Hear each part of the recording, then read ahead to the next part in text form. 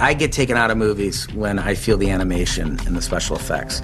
So everything for us was about level of detail, realism. We had a phenomenal team of creative artists sort of figuring out how to bring this movie to life. All that attention to detail and texture helps you have a more complete experience when you're watching the movie.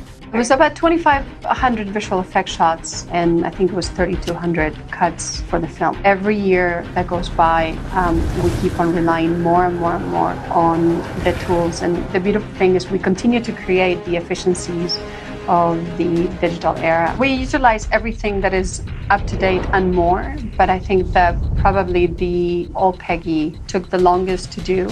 Absolutely on par with some of the most difficult shots of the helicarrier battle. We wanted to preserve Hayley Atwell in the film. She was such an important part of the first film, and we wanted to kind of keep that character going. You're alive. What was really hard was how do you keep her beauty and her essence and not take away from the fact that she would be 91. Initially we tried to do it with makeup, and by the time you're like keep putting more and more makeup on Hayley's face, the thicker it becomes and more restrictive to her performance. And then we finally got to the point where no matter what we tried, it was always limiting. I can't laugh because my neck might fall off, which is not something you hear every day. We had this kind of idea in the back of our heads that an older actress that recreates Hayley's performance and then take the older actress's performance and then map that to Hayley Atwell's performance. So you actually still have Hayley. We wrote out the eyes, we wrote out the mouth and the nose, and this is all Hayley. And the rest of the face was this old woman. And we hit play. And we're like, holy cow, it actually worked. It's been so long. So long. Everybody has a digital double just in case. I think it's important to have the flexibility. That process basically is we're taking the actors, putting them in costumes, and then getting a 3D scanner. Then they can take those measurements and then put them into the computer and build have a digital version that they build the CG model off of.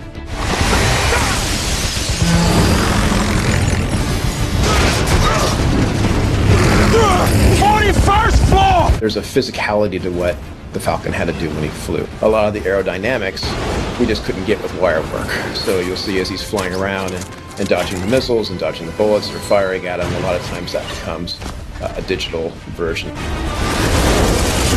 Seeing Mackey's flight was pretty cool. I didn't know how they were going to do that, CG-wise, and that was great. I did a lot of diving into swimming pools, so I would go up 10 feet, 20 feet and dive off of diving boards. And just to get that feeling. It's a lot of effects and CGI, but also it's a lot of me and my stunt guy, Aaron Toney, just flying around on cables.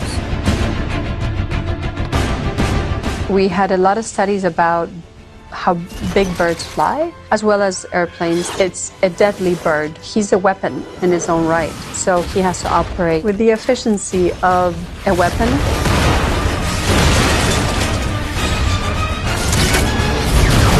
And then you get into the helicarriers, and they're bigger than the ones in the Avengers. They're armored now, so we spend a lot of time kind of looking up, what kind of different armaments they might have, what kind of weapons they would have, and then how those weapons could play with our characters. So you'll see, the helicarriers have giant deck guns, they have missile launchers, they have gun emplacements for any kind of incoming missiles. They can shoot missiles out of the air. For all the exterior shots, we shot in a massive shippers transport down in LA where all the 18-wheelers bring their trailers and drop them off and pick them up. And we had a huge green screen there.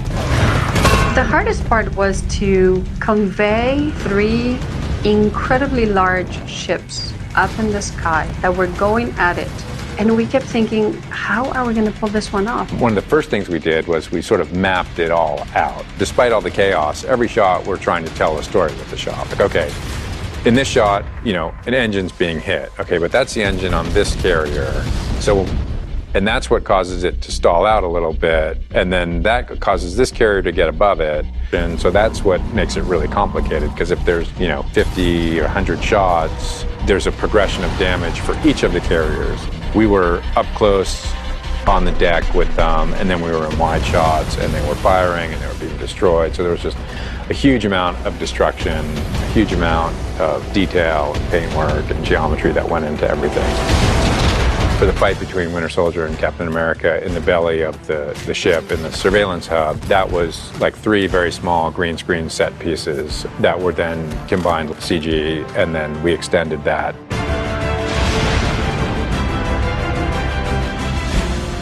Some days, you fret because you go like, it's a great concept. We have talented people from everywhere in the world trying to help you, but can you pull it off? And I think over and over, we just continue to wow ourselves in the fact that thank God for the thousands of people around the world that put all their creative juices together and we get all this beautiful imagery. We're very, very, very lucky.